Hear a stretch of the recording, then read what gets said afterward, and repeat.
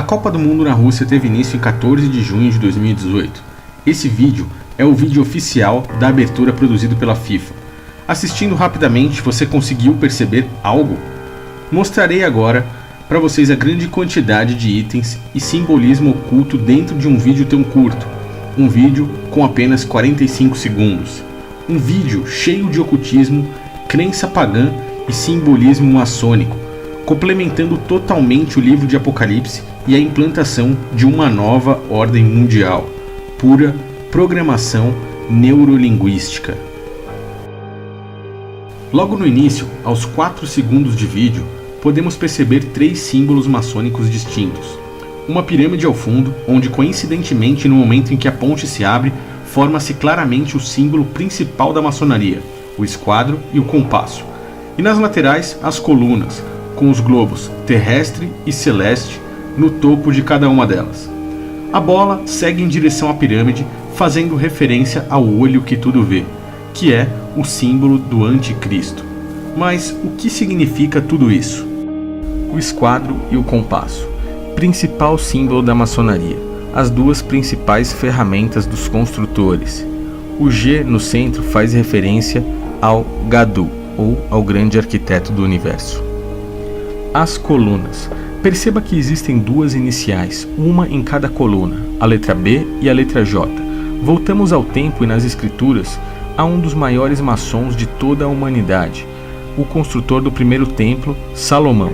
No primeiro livro de Reis, no capítulo 7, no versículo 21, diz assim: Depois levantou as colunas do pórtico do templo, e levantando a coluna da direita, pôs-lhe o nome de Jaquim, e levantando a coluna da esquerda, pôs-lhe o nome de Boaz. E é por isso que temos as iniciais nas colunas. Elas demonstram para nós a extrema ligação entre Salomão e os maçons. Elas fazem referência também ao primeiro ponto da trindade maçônica, Já, advindo de Javé, o anjo que guiou o povo hebreu no deserto, pois de dia os acompanhava em uma coluna de fumaça e à noite em uma coluna de fogo. Os globos terrestre e celeste são criações puramente maçônicas. Você pode não acreditar, mas os precursores de toda essa teoria, incluindo a teoria das ondas gravitacionais de Isaac Newton, eram maçons. E conforme o rito, a esfera terrestre deve ficar ao lado dos aprendizes, e a celeste ao lado dos companheiros mais antigos, e é por isso que temos as duas, uma em cima de cada coluna. A pirâmide. A pirâmide significa a hierarquia. Seu topo é separado pois é representado como a elite, a qual não se mistura com a massa populacional. Eles estão sobre o topo justamente porque comandam. Na maioria das vezes você verá a pirâmide com um olho em seu centro. Este olho representa o anticristo, o olho que tudo vê, o qual, de acordo com a carta aos Tessalonicenses, tentará ser como Deus, e por meio das tecnologias, essa elite prepara o caminho para que ele alcance realmente isso. Quando todos receberem o chip, esse líder supremo saberá onde cada um foi ou deixa de ir, quanto cada um ganha e quanto cada um gasta, monitorará conversas até mesmo particulares e terá domínio sobre cada pessoa por meio da tecnologia. Ele será onisciente, onipresente e onipotente. E essa é a maior luta destes líderes, implantar a nova ordem mundial e fazer com que você se ajoelhe diante dela, adorando-a. No caso do vídeo, no lugar do olho, temos a ilustração do jogador com a camisa de número 10, pois o verdadeiro Criador, de acordo com as Escrituras, se declara o Alfa e o Ômega, representados pelos números 1 e 0. Então, para não colocarem descaradamente um olho dentro dessa pirâmide, eles colocam o número 10, para simbolizar assim o anti-Messias ocupando o lugar de Deus. Flor de Vênus, a flor da vida ou a flor de maçã. A flor da vida faz referência a tudo que se opõe a Deus. Faz referência ao ato de criação meramente humano, como por exemplo a teoria do Big Bang ou a geração espontânea.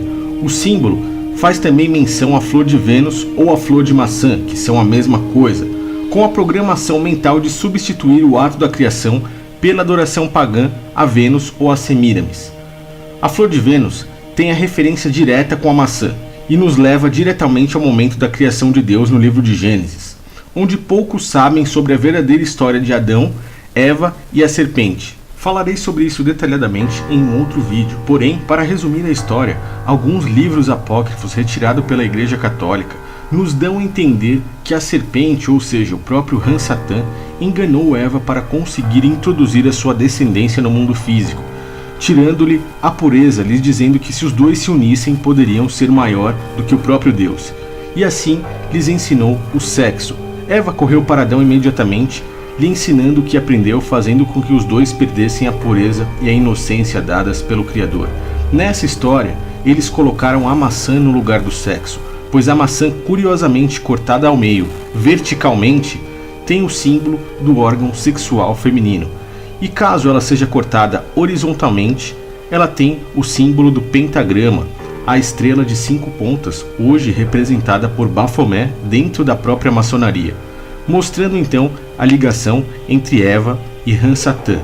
Eva gerou 2 filhos em seu ventre, Caim e Abel, um com índole má e o outro com a índole boa. O de índole má seria o primeiro da descendência da serpente no mundo físico, e o de índole boa seria o filho entre Eva e Adão, um com a descendência da serpente e o outro com a descendência de Adão.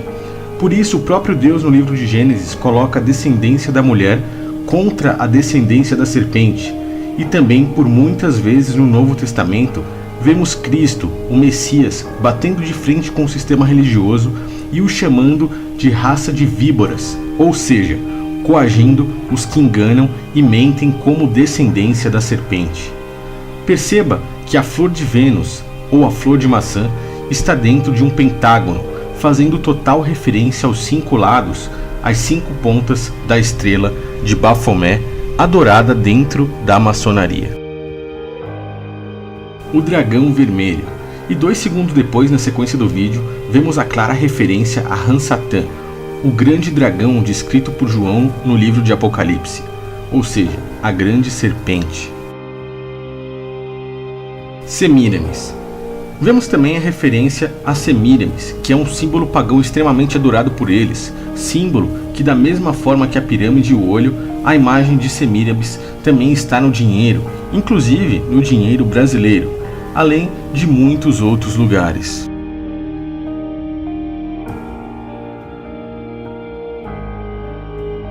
Os 3 cavalos vermelhos.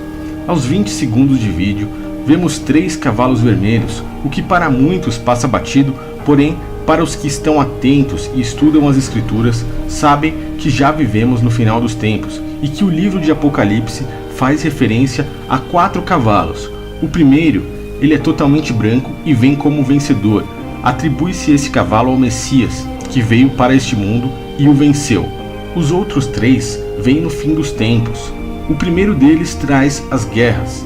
Nós sabemos que em menos de 110 anos tivemos 2 grandes guerras mundiais e que a terceira faz parte dos planos da elite e deve ocorrer dentro de alguns anos.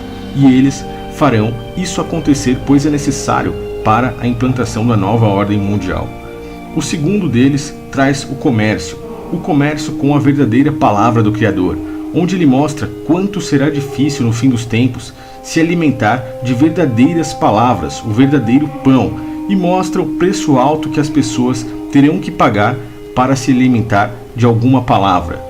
Ele traz consigo a fome, pois hoje em dia o que mais temos são líderes religiosos alimentando pessoas com falsas palavras em troca de dinheiro.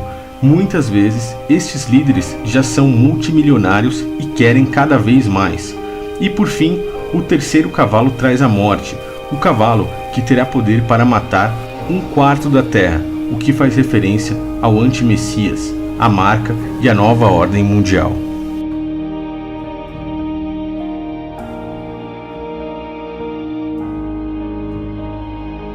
E para finalizar, eles mostram um templo pagão, como por exemplo o panteão de todos os deuses, que foi oferecido a todos os deuses pagãos por um imperador romano, com sua fachada totalmente maçônica, e em frente a ele percebam que um trem passa a todo vapor, o que deixa claro que, independente dos caminhos que todos queiram tomar, o trilho já está traçado e todos terão apenas um destino, o destino que a própria elite está determinando.